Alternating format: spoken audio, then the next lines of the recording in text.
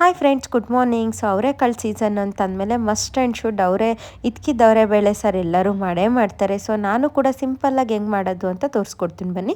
ಇದಕ್ಕೆ ನಾನು ನೈಟೆಲ್ಲ ಅವರೆಕಾಳು ನೆನೆ ಇಟ್ಟು ಮಾರ್ನಿಂಗ್ ಇದ್ಕಿರ ಅವರೆಬೇಳೆ ತೊಗೋಬೇಕು. ಆ್ಯಂಡ್ ಇಂಗ್ರೀಡಿಯೆಂಟ್ಸ್ ಅಂದರೆ ಮಸಾಲೆ ಐಟಮ್ಸ್ ಏನೇನು ಬೇಕು ಅಂತ ನೋಡ್ಕೊಂಬರೋಣ. ಇದಕ್ಕೆ ಎರಡು ಆನಿಯನ್ನು, ಒಂದೇ ಪೊಟ್ಯಾಟೊ, ನಿಮಗೆ ಪೊಟ್ಯಾಟೊ ಬೇಕು ಅಂದರೆ ಹಾಕೊಳ್ಳಿ, ಆಪ್ಷನಲ್. 2 ಟೊಮೆಟೊ, ಒಂದು ಸ್ವಲ್ಪ ಕರಿಬೇವು, ಆಮೇಲೆ ಒಂದು ಸ್ವಲ್ಪ ಬೆಳ್ಳುಳ್ಳಿ, ಆಮೇಲೆ ತೆಂಗಿನಕಾಯಿ ತುರಿ, ಒಂದು ಸ್ವಲ್ಪ ಕೊತ್ತಂಬರಿ ಕಾಳು, ಮೆಣಸು, ಚಕ್ಕೆ, ಲವಂಗ, ಆಮೇಲೆ ಹಸಿ ಕೊತ್ತಂಬರಿ. ಸೊ ಇಷ್ಟು ತೊಗೊಂಡಿದ್ದೀವಿ.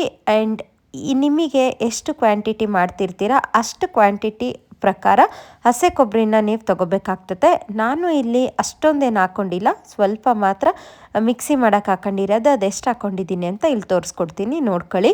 ಆ್ಯಂಡ್ ಇವಾಗ ಇಲ್ಲಿ ನಾನು ಮಸಾಲೆ ಐಟಮ್ಸ್ ಏನು ತೊಗೊಂಡಿದ್ನಲ್ಲ, ಇದನ್ನೆಲ್ಲದನ್ನೂ ನೀವು ಫ್ರೈ ಮಾಡಿ ಆದರೂ ಹಾಕೋಬೋದು, ಹಂಗೇನಾದರೂ ಗ್ರೈಂಡ್ ಮಾಡ್ಕೋಬೋದು.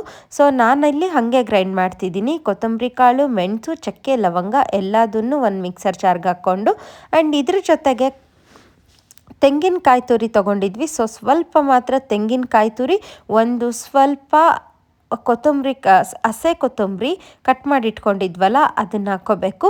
ಆ್ಯಂಡ್ ಇದಕ್ಕೆ ಒಂದು ಸ್ವಲ್ಪ ಆನಿಯನ್, ಆಮೇಲೆ ಒಂದು ಸ್ವಲ್ಪ ಬೆಳ್ಳುಳ್ಳಿ ಕೂಡ ಆ್ಯಡ್ ಮಾಡಿಕೊಂಡ್ರೆ ಟೇಸ್ಟ್ ಇನ್ನೂ ಎನ್ಹ್ಯಾನ್ಸ್ ಆಗ್ತದೆ. ಇದನ್ನು ಫ್ರೈ ಮಾಡಿ ಕೂಡ ಆ್ಯಡ್ ಮಾಡ್ಕೋಬೋದು. ನಾವಿಲ್ಲಿ ಮಿಕ್ಸಿ ಮಾಡಿದ ಮೇಲೆ ಮಸಾಲೆನೇ ಎಣ್ಣೆಯಲ್ಲಿ ಮಸಾಲೆ ವಾಸನೆ ಹೋಗೋವರೆಗೂ ಫ್ರೈ ಮಾಡಬೇಕು. ಅದು ಇದು ಎರಡೂ ಒಂದೇ. ಸೊ ಇಲ್ಲಿ ಬೆಳ್ಳುಳ್ಳಿ ಕೂಡ ನಾನು 2 ಬೆಳ್ಳುಳ್ಳಿ ತೊಗೊಂಡಿದ್ದೀನಿ, 2 ಗಡ್ಡೆ, ಆಮೇಲೆ ಒಂದು ಸ್ವಲ್ಪ ಕರಿಬೇವು ತೊಗೊಂಡಿದ್ದೀನಿ. ಆ್ಯಂಡ್ ಇಲ್ಲಿ ನೀವು ಆನಿಯನ್ನ ಹಸೇದೆ ಹಾಕ್ಕೊಂಡ್ರೆ ತುಂಬ ಟೇಸ್ಟ್ ಎನ್ಹ್ಯಾನ್ಸ್ ಆಗುತ್ತೆ. ಬೇಕಿದ್ದರೆ ಒಂದ್ಸರಿ ಟ್ರೈ ಮಾಡಿ ನೋಡಿ. ಇಲ್ಲಿ ಆ್ಯಕ್ಚುಲಿ ಒಬ್ಬೊಬ್ಬರು ಅದನ್ನು ಫ್ರೈ ಮಾಡಿ ಕೂಡ ಹಾಕ್ಕೊತಾರೆ, ಅದೇ ಟೇಸ್ಟ್ ಬೇರೆ.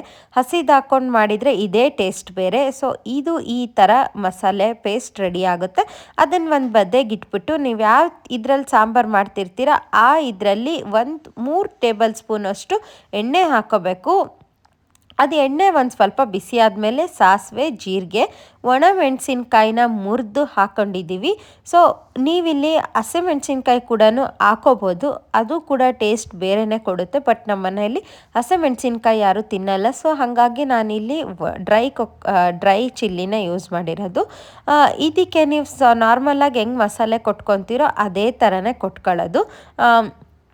ಇವಾಗ ಒಂದು ಬೆಳ್ಳುಳ್ಳಿ, ಆಮೇಲೆ ಒಂದು ಸ್ವಲ್ಪ ಆನಿಯನ್, ಆನಿಯನ್, ಬೆಳ್ಳುಳ್ಳಿ, ಆಮೇಲೆ ನಾವೇನು ಹೆಚ್ಚಿಟ್ಕೊಂಡಿರ್ತೀವಲ್ಲ ಆ ಪೊಟ್ಯಾಟೊ ಹಾಕ್ಕೊಂಡು ಚೆನ್ನಾಗಿ ಫ್ರೈ ಮಾಡಬೇಕು.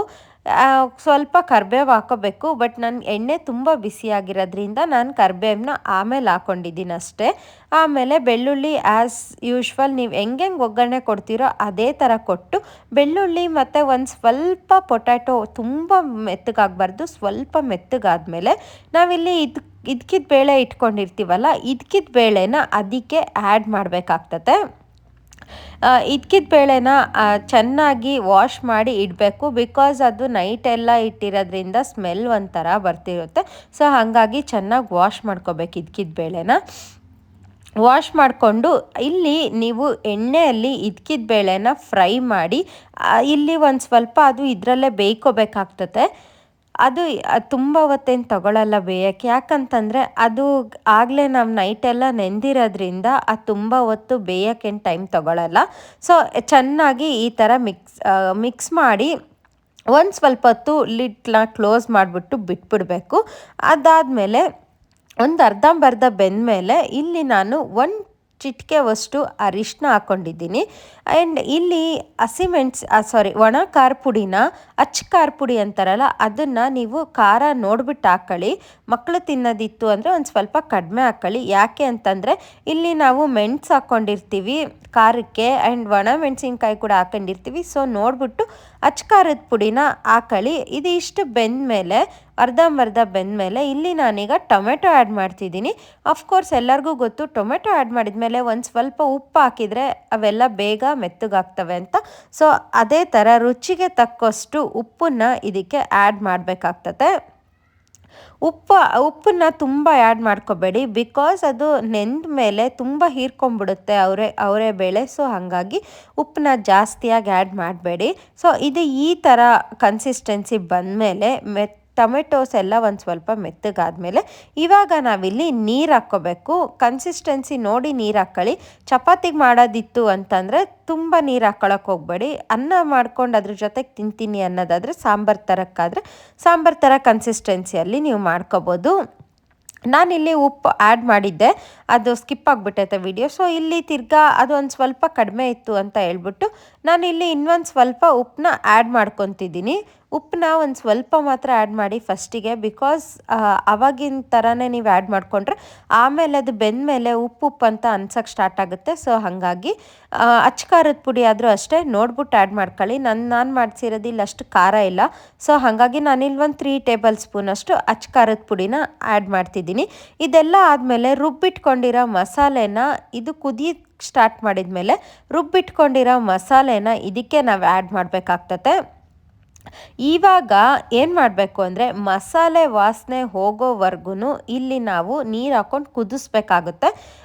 ಇದ್ರದ್ದು ಸ್ಮೆಲ್ಲು ಆರೋಮ ಮಾತ್ರ ಸಿಕ್ಕಾಪಟ್ಟೆ ಘಮ ಘಮ ಅಂತ ಬರ್ತಿತ್ತು.